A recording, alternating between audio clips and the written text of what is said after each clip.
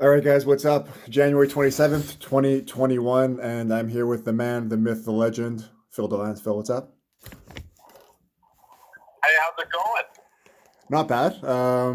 Let's start with, I guess, your bodybuilding career and how that's going now that you're doing workouts from home. How's that been? How's that been? Well,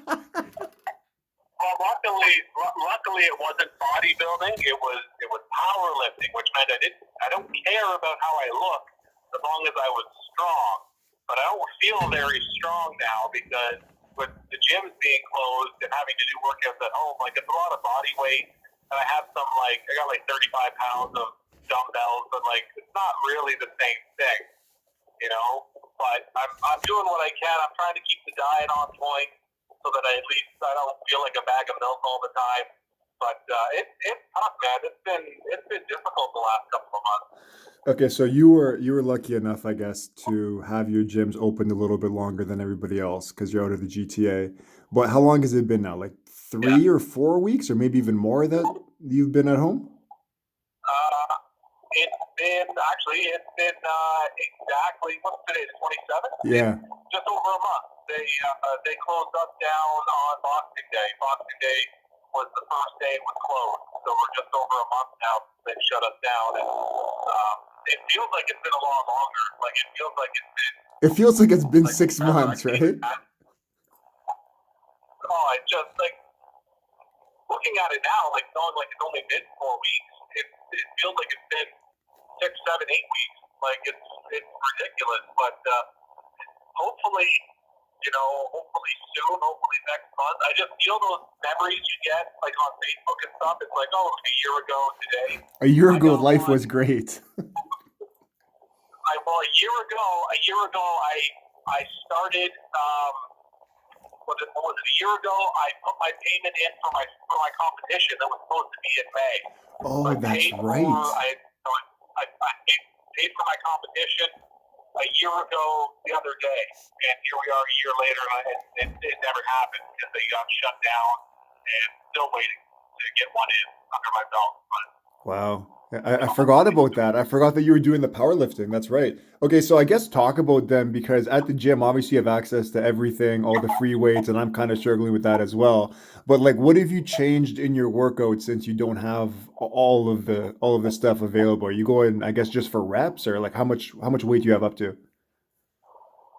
yeah, so I've only got a couple of 35-pound dumbbells because our gym owner was kind enough to let us take some equipment, like not a lot, but he let us take some. So I decided to take those, thinking like I can do a little bit with that. So it's a lot of like body weight stuff. I do a lot of squats. There's wall sits I can do with the weight, and then a lot of shoulder presses, shoulder work, and I try to keep as much as a routine as possible. So I have a chest day, a back day, shoulders.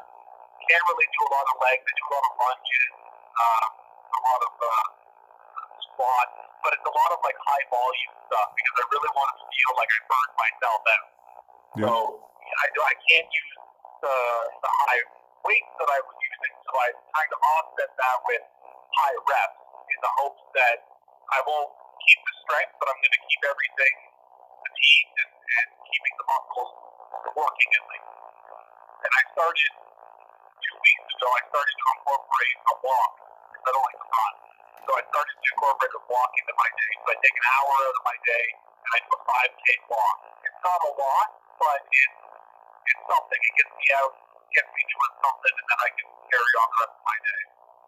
Yeah, well, that's good. Obviously, especially now that it's freezing outside, it's good to get out there. But I was gonna ask, have you seen Yeah. any I guess notice in losing any kind of size yet, or no?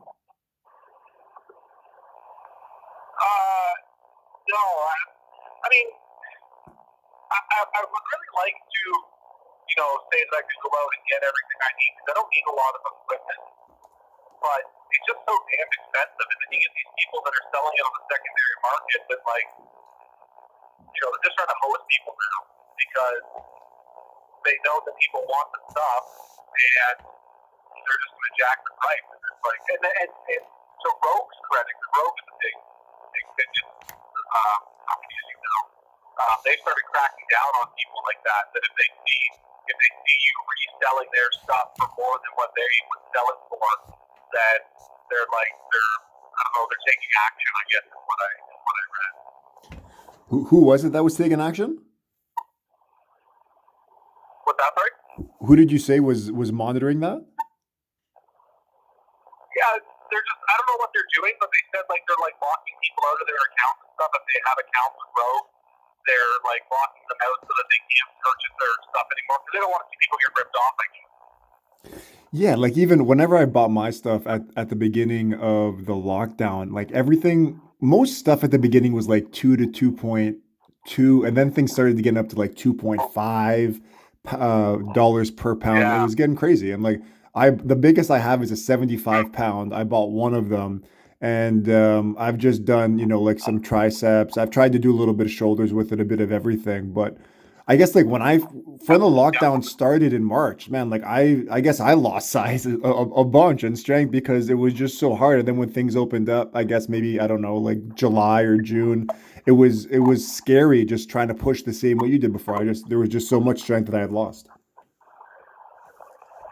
So, I said this before on my post that out of the first lockdown, when we came out of that in whenever it was June, I was a complete mess. Like I put on a bunch of weight, I was eating unhealthy, I wasn't really working out, wasn't doing anything from home, and I just turned into a job in the hut, really, just crazy ripped to a chalet and did all the stuff. Like it was bad. I was 260 pounds, and I'm not a tall guy. I'm like 5'11", like 6 foot even if I'm being generous. So that's a lot of weight on such a small frame, and it wasn't good. And then I committed to changing my diet at the end of the lockdown, so I lost a little bit of weight the last 4 weeks before we came out of the lockdown because I changed my diet, so I felt better. And then I started losing weight more as we went through my new program. And right before the lockdown, I was down to 219, Wow. which is the lightest I've been. As light as I've been in forever. I can't remember the last time I was under 220. So I felt really good about that. I lost a little bit on the strength because I lost a little bit of mass, but I was still pulling, 500 pounds on my deadlift. So I still felt really strong, and I was making a lot of really good progress. I probably lost a lot of that now. In terms of weight, I weighed myself the other day. I was kind of scared too because I know my diet's not been the greatest. It's been better, but it hasn't been great. Um, and I've only put on like 3 pounds, Oh, that's which over good. 4 weeks isn't terrific, but it's better than what I did the last time. So I felt a little bit better about that, but I'm definitely seeing. I don't know if it's mental or if it is actually physical, but I definitely feel. I don't feel as strong. Like I don't feel like I was at my peak before the lockdown. So I'm trying to get past that mental break. Yeah, and I guess that's kind of to be expected with just like I said, losing so much size. And you look a lot better too. Yeah. Like I saw you whenever it was just I guess around Christmas time, and you looked a lot leaner, but obviously just as strong because you're the strongest natural man that I know. But all right, I let's. have to stay natural. I have to stay natural. They'll test me, so I can't be goofing around. That's what I mean. No, you'll pass every test possible. I'm not worried about that. But okay, so Phil, obviously you're a big movie guy. I know that you were doing a movie podcast. And I kind of asked you to if you want to do this podcast, just a quick one. Like I said, like whenever things get better, I want to do it like a sit down. I got all the light shining right now, and there's nobody for them to shine on. But let's talk movies because I know that James Bond, the latest movie, is pushed back for the second time. They're saying fall of 2021. First of all, I guess maybe let's Yeah. talk about this movie, and then after you're kind of done teasing that, let me know where you see the future of movie theaters going forward. Yeah, so a bunch of movies have been pushed back and delayed. James Bond is one of them. Black Widow is another one. It was supposed to come out early 2020, and now here we are a year later, and it just keeps getting pushed. Um, so it's to be expected because they want, movie companies, especially with these movies that were all filmed pre-COVID, right? They sunk all their money into it, $100 million or more, so they want to get as much money out of it as they can. So they're trying to wait until they can release it into theaters and then recoup some of that money. But it's going to be tough because who knows when we're going to be allowed to do that. So Warner Brothers, on the other side of it, they announced that their movies would all be released in the theater and on HBO Max the same day. So I guess they're seeing it as like, okay, if we can't get revenue from the movie theaters, we'll at least get something from HBO Max. We'll get a kickback if we let them stream it on the same day. So that's sort of their angle, which upset a lot of people. There were a lot of other movie companies that were pissed because they didn't see it as like a fair deal. It's like, okay, so Warner Brothers has this deal with HBO that they can release stuff. Other people felt like it's kind of like it's going to take away, it's going to hurt.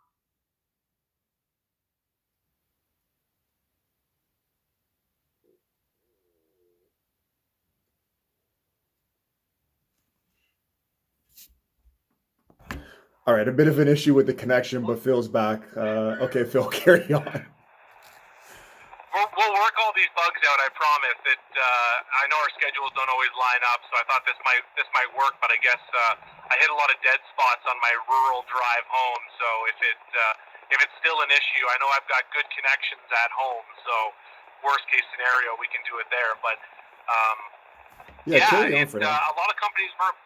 a lot of companies were upset with Disney doing this deal with HBO Max. One was because there was a union issue. I know I don't know much about it because I'm not really connected that way, but some people felt that this is going to hurt the actual theater business when we get back to going to the movie theaters, because it'll be like, if I'm going to get it the same day it goes to theaters, I may as well just watch it from the comfort of my home. So there's that fear. And then a lot of people were upset that, like, okay, well, how did Disney get this deal and nobody else does? Like, that's the other part of the issue. Of course. But the reality of it is, it's unfortunate, but that might be the future of movies. You know, like, I don't see movie theaters ever going out of business, because it's still an event, right? Like, it's still, it's a big screen. Unless somebody has, a 25-foot screen at their house, like, going to the movies is still the best way, in my opinion, the best way to watch a movie. Like, just think about, any Avengers movie, right? Like, seeing that on the big screen, like, that's the way to see it. So I don't see them ever going out of business, but I can definitely see that they would lose something for the generation that likes comfort, and like, well, I'll just watch it at home. Like I can't really see the movie theaters going out of business either. Like I think that me and you are almost in the minority, where most people, like, I don't know, like, I love going to see movies, the summer blockbusters, like you said, like the Avengers movies, like the Will Smith, the Fast Tens, whatever they're doing these days. But like, the Fast and Furious and Space Next. That's another movie that I'm pretty sure was supposed to come out last year, but it's actually coming out this year now. It may have been late last year, but it is coming out this year for sure. Yeah, it got pushed back. So why don't you know what? Let's go into that. Yeah. You can take the wheel here. Whether you want to talk about the great one, The Rock, or if you want to talk about the latest installment of the Fast and Furious, whichever you prefer. Well, they go hand in hand, because Vin Diesel kicked him out of the franchise. That's why he had to go start his own. And I don't know what Vin was thinking, because he replaced him with another wrestler, because John Cena is in the new Fast and Furious movie as Dom's brother. So he went from one wrestler to another, I guess thinking that it's going to be better. I don't know. But it doesn't get better than The Rock. No, there's none better than the great one. I find it funny, like, The Rock sort of, in a way, like, saved that franchise. He did. Like, Fast and Furious, which was the fourth one, like, really struggled and really didn't hit. And then all of a sudden they inject The Rock into Fast 5, and suddenly it's like, okay, like, now it's a big deal all of a sudden. So right now The Rock basically has a license to print money. Exactly. With whatever he wants, whatever project he wants to do, they'll do it, and it'll make an obscene amount of money at the box office. Yep. I was going to say Jason Statham too, right? Yeah, exactly. So that's sort of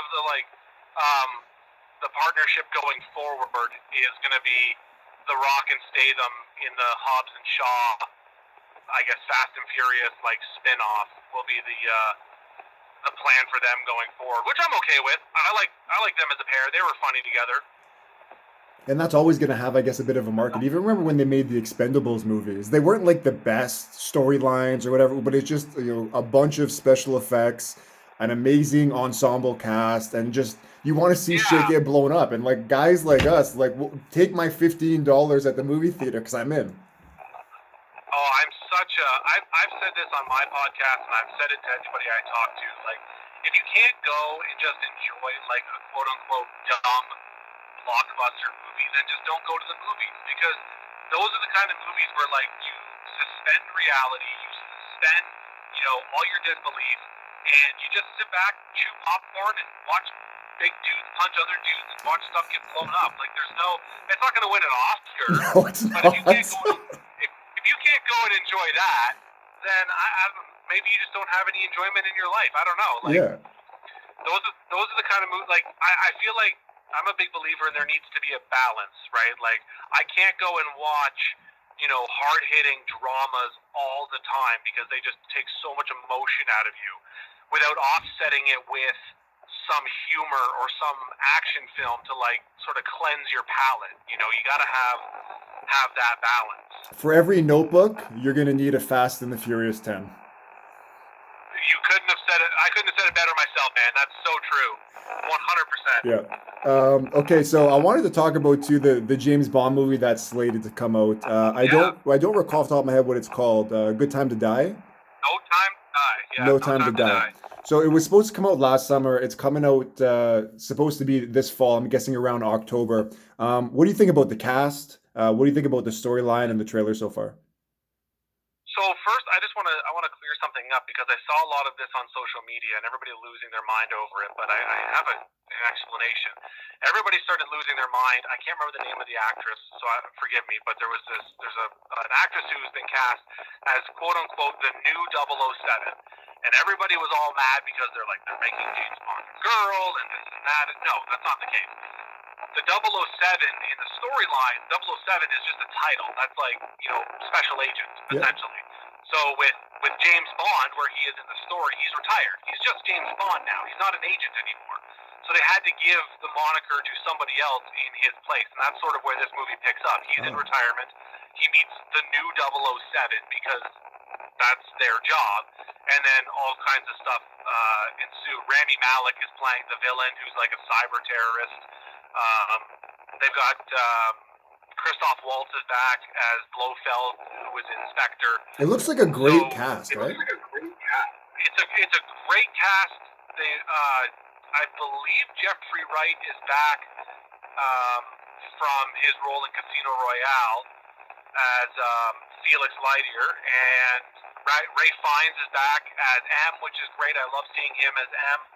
So the cast looks terrific, and I think it's going to be a really good send-off for Daniel Craig, because a lot of people said, not a lot of people, he said it too, that after Spectre he was kind of like checked out and done, and I think his actual quote was he'd rather slit his own wrist than do another James Bond movie, which I think was supposed to be some sarcastic comment, but people took that as like, oh my god, like he hates the character. I heard that he had a lot of But injuries too from obviously, the last movie, right? Doing his own stunts. he did, yeah. Well, he's not. I mean, he's not old, but he's not young. I think he's He's got to be about close 50 to something, 50, right? like, yeah, like late 40s, 50 maybe. So that definitely. I mean, not everybody's Tom Cruise, right? Not everybody can break their ankle on a movie set and keep going like he can. So I can understand why he was sort of done with it. So I'm really excited to see how they send his character off, and then we can look forward to the next reboot, right? The next James Bond, and there's already been speculation on who that will be. So that's super exciting. Okay, so just quickly, who have you heard and who would you like to be the new Bond? So there's been a few.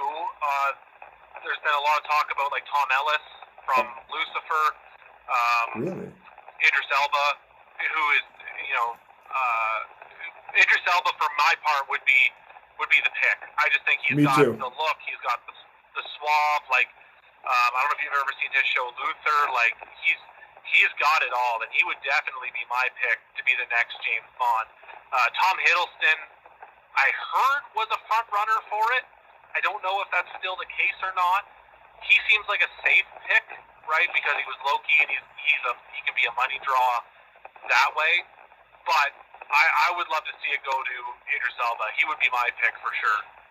It's funny, like I remember hearing about Idris Elba for a while that he wanted to be it, and I haven't seen all of his movies obviously, but I do love he's got a lot of swagger. Tom Ellis, I didn't hear that, but obviously I'm a big Lucifer fan. He has the accent, Oh yeah, he has the build for it, I guess. Another guy yeah. that I heard a little bit of that I'm probably my favorite actor who would probably kill it because he kills every role. Tom Hardy. So Tom Hardy was another one that got thrown around too, and I know there were rumors at one point that he was really close to doing it. And I mean, I'm a huge Tom Hardy fan. Like I even loved him in Star Trek Nemesis, and everybody hates that movie, but that was like one of his first big American roles, and I loved it. And of course, me, right? Big Batman fan, so I loved him as Bane. Yep. A big Venom fan, so like anything he does. And he's another one that.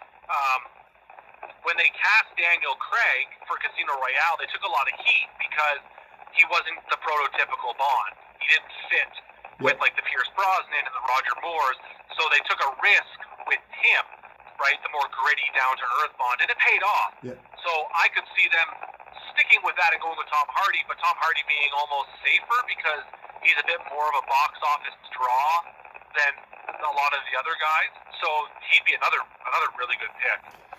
And I guess everybody there everybody's been a Brit, right? Like I know that Pierce Brosnan, I believe is he Scottish?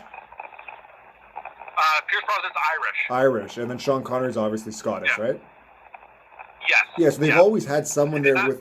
Yeah, go ahead. Well, I was just going to say they offered it to Hugh Jackman, and he actually turned it down because he's Australian. He said that he feels like James Bond should be played by a Brit. Yeah. Just to give you an idea of like where some actors think the character should be. So, yeah, unless you're a hell of an actor, you can just pull off the British accent and be taken seriously. But okay, so that's interesting. I'm really waiting to see who the new Bond's going to be too, because I was going to ask you. So all these movies since Daniel Craig's taken over, I don't think there's been a bad one. I think that the second one was the second one Spectre? No, the second one was Quantum of Solace. That one was that either that one or Spectre. I want to say was one of the worst ones that he did. But what was your favorite one what was your favorite Daniel Craig movie so far? It's tough. I'm gonna go with Skyfall. I know it's not. It's probably a safe pick. It's either Skyfall or Casino Royale. Yes. Really, I really enjoyed Casino Royale because it set the tone for the whole franchise. And the opening parkour chase through, I want to say Nigeria. I can't remember exactly where they were, but the opening parkour chase with the hitman and then getting his 00 number and stuff, like it was a really good. I'm a big Mads Mikkelsen fan too, so him as the villain, as the chief, was just amazing.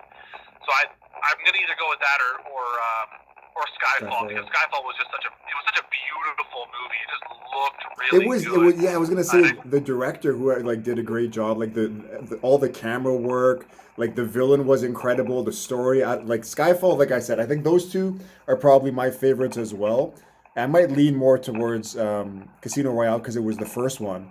And I want to say, it was almost like an origin movie for Bond in a type of way, don't you think? Yeah, well, it was because it was his first. Installment. It was the first movie about how he became a 00. Because I'm pretty sure, and I'd have to go back and really look to know, but I'm pretty sure all the other movies pick up with him already as a 00 agent, whereas Casino Royale is his first kill when he gets his 00 status. Yeah. So that's a real origin story. And then Quantum of Solace kind of suffered because it was the first one of all the Bond movies that was a direct sequel. It picks up right after Casino Royale ended, and it was kind of I've probably seen it the least. I saw it once in theaters. I maybe saw it once out of theaters, and that's it. Yeah, same. I only saw that one once. I guess I'll ask you one last question, not really pertaining to Bond, and then we'll wrap this up. And we're obviously going to continue to we'll do another podcast. Maybe we'll connect more often. Actually, now that I think about it, but what shows you watching these days, Phil? So I'm gonna start watching Yellowstone because I just got Amazon Prime, and I'm a big Kevin Costner and Western fan. So I'm super excited to start into that. I'm waiting on the second half of 5th season of Lucifer. You and I are big Lucifer Yes. fans. Yeah. Any So I'm word when waiting that's for going to that. drop? I heard early 2021, so sometime in the next, I say sometime between now and March. Because I think the I'm whole pretty sure they point. got. Go ahead. Sorry, go ahead. No, I was just going to say that I'm pretty sure they got it all filmed and wrapped up before COVID hit, but they wanted to split it up anyways. Like, I don't know if you ever watched The Ranch, but The Ranch split one of their seasons up too. So something similar to that. What I heard, well, and I'm probably wrong, but I thought that they weren't done shooting the last season because they kind of got halted during COVID. So they were waiting for, at the time, everybody, I guess, thought COVID was going to be maybe a few months or 6 months. But obviously, as we're seeing now, it's been a year. But I guess they were just Yeah. kind of waiting to shoot the last, let's say, 2 episodes. And that's why they just did the first half of the last season. But yeah, from what I heard, they weren't even done shooting it. I Yep. could be wrong, though. Nope. That absolutely makes sense. That's what happened with my other favorite show, Supernatural. It was their last season last year, and they had to put it on hold and come back in October and release the last 4 episodes because they hadn't shot the last 2. They had to finish 2 episodes before COVID hit. And it wasn't so much that they hadn't finished filming them, but they couldn't get anybody in to edit them because of the lockdowns and stuff. Yes. And it's shot in Vancouver, but all the actors are American, so there was a lot of issues with traveling into Canada and getting visas and quarantine and stuff, so that was their problem. So I'm looking forward to the second half of Lucifer. I'm assuming you're all caught up on it, like you saw the first bit of season 5? Yeah, so it's funny. You're the person I guess that got me into it, and I think it was a long time ago because when did that first start? Were we still in school at that point? Is it that old? No, I don't think it's that old, but it was a few years because it got dropped By Fox, right? from TV. Yeah, Fox or ABC, one of them. I think it was Fox. Yeah, dropped them, and then it was a bit before Netflix picked them up. And it's funny if you marathon them, which I did before season 5, you can tell when Netflix picked it up The quality. because the budget, the quality just increased. It's incredible. Huge. It's wild. Like it's black and white, really. When you watch how the one season ends and then the next one picks it up, you're like, oh, It's okay, almost so like there's it's a money different behind the show. show now. Yeah, it's insane. It's crazy. What else was I gonna say? Yeah. Okay. So Lucifer, you got me into it. I'm not obviously I'm not a big show guy. I'm always been more of a movie guy, but just I guess the way that media is going these days, a lot more people are doing the shows as opposed to movies now. You can just go on forever. You have a lot more creativity. But anyways, Lucifer was really like my first show that I watched beginning to end, and it started when COVID started, and I loved it at the beginning. And then I went back and I watched some of the episodes, and at certain points it did get slow, especially at the beginning. But I really liked how they added in his brother. I'm drawing a blank because I haven't watched it in months, but his brother was incredible. Amenadiel, yeah, Amenadiel, and then the mom was actually a great character that they ended up killing off. Spoiler alert. She lasted like 2 seasons though. Tom Welling was pretty decent. Did you like him? He didn't last that long, but No, he didn't last, but I really liked him. It's funny. So my friend Jesse and I are both big Smallville fans too. Yeah. And Tom Welling obviously was in Smallville as Clark Kent. And I said the irony of him is playing Superman is that he looks more like Superman now. Yes. Because I hadn't seen him since Smallville ended, and he was younger when it ended. He's buff now. Like he put on he's huge, some Phil. size. Yeah, he had like he suddenly had no neck, and he was as wide as a house. I was like, okay, he looks more like Superman now Exactly. than he ever did when he played him on Smallville, and I really liked him. I thought he was really good, and I'm really excited to see Dennis Haysbert as God, as their dad now. Yeah, that's right. They're really gonna put excited. that into it. Yeah, I saw that because they teased that with the last episode. What was I gonna say? Yeah, and I'm excited. Tom Welling, though, his body reminded me of a mixture of just like, like a big guy that works out and a dad bod too. Because I was so confused when I saw him. I was like, I had to look twice. I was like, it doesn't really look like Tom Welling because when he was in Smallville, it was a lifetime ago. But like the guy, he looked like a model. He was chiseled. He was a little bit obviously leaner. He was lean. Yeah. But He just looks thick now. Yeah. Like he just looks thick. Yeah, Like, just he looks yeah. beefy. Like he just. Yeah. He's Good for got him. he's got the Phil Deland bod. The I deadlift 700 Oh, pounds. okay. I'm not up to 700 pounds yet. I'm working on a plan to get because I have a big shed at my place that's perfect for a home gym. So I'm working on a plan to get my brother to chip in to help me reno it Nice. and get some equipment, and then I can keep the social media going and people can follow my journey into powerlifting and strongman competitions. That's the hope.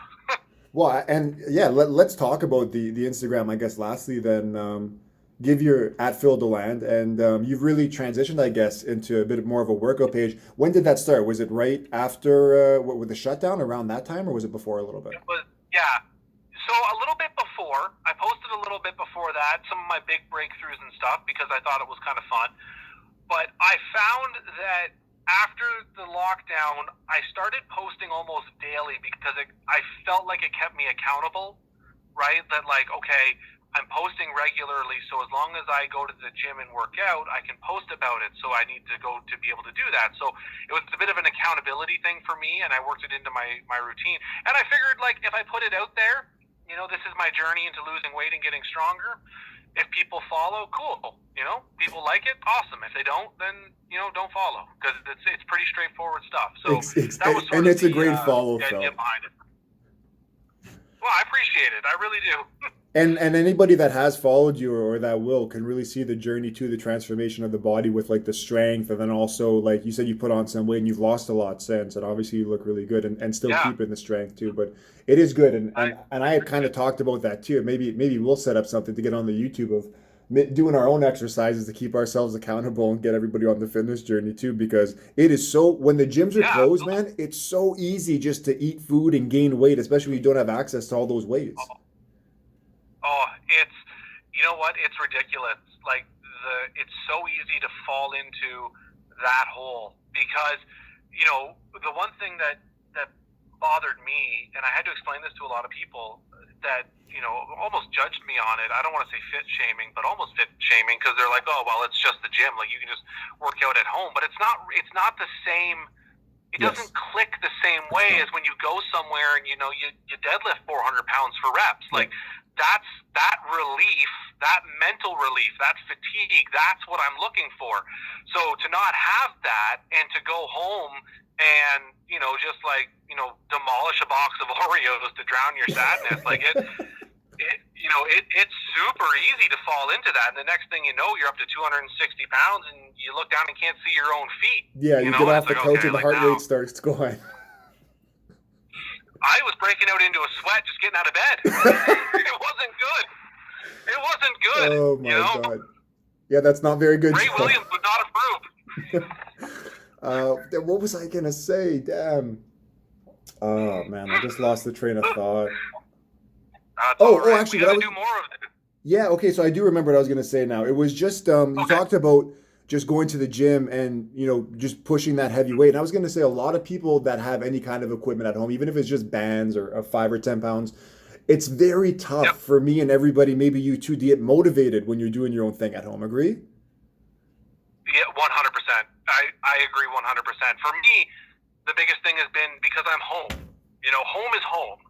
It's my same mentality when I'm home from work. When I'm at home, I don't want to worry about work. I don't want to think about work because I'm with my family. I'm at home, I'm doing home stuff. So to go home and try and get motivated to be able to, you know, lift weights in my house is like very difficult because you're the comfortability of your own home. When you get in your car and you drive to the gym, you're almost forcing yourself into accountability because like, okay, I'm here now. Yep. You know, I'm at the gym. I got to go in. I got to work out because I'm here. You know, so to find that motivation at home is very difficult. And I totally sympathize with people that, you know, don't have that motivation when they're at home. I totally get it because I don't have it. I started working out at work. I don't know if you've seen my posts, but Yep. if I have a bit of a lull in the day, I pick up the weights and start doing some overhead press, doing some body squats at the desk because I know when I go home, I know I won't do it. So Yeah. I can at least do it there during the day. What I was gonna say about the gym, and this is the same thing for a lot of people, including myself. I was off work at the beginning, maybe it was like 2 or 3 weeks, and then I ended up going back. And it's almost like being on house arrest when this whole COVID thing happened. But getting back to the gym, I Hmm. remember even just saying that drive to work, that interaction with people at work, and this is the same for the gym. It's almost like an escape, and it's very therapeutic. That was the word I used with you when I was talking about going on these walks, and I've Yes, gone on some runs, right? yes, yeah. And You're we right. all You're right. need Yeah, that physical and mental therapy because when you're going to the gym, and as you know, you come to my gym with me, I believe once, right? A while ago. yep, And I yep, like, and you probably are the same because you've been going to the same gym for a while. I've been going to my gym for a while. I went to my gym not knowing anybody, and now I almost know everybody there just from, networking, meeting people, friends of friends. So there's that yeah, social yep, thing, and then there's also that part where it's like, okay, hey, like I need to actually work out now. But just like everything else, you need to find that balance. And when you're at the gym, and I'm going to LA Fitness, it's not like I'm at home now where it's like, okay, I'm going to sit down, watch a bit of the Raptors game, mix in a set here and there. It's like I'm on, let's say I'm doing bench. I'm on the bench and then someone within 5, 10 minutes, hey, how many sets you got left? When are you done? So it's like I kind of need to push yeah, myself because A, people are yeah, looking, you don't want to look like an idiot, and you got to keep everything moving yeah. because, right?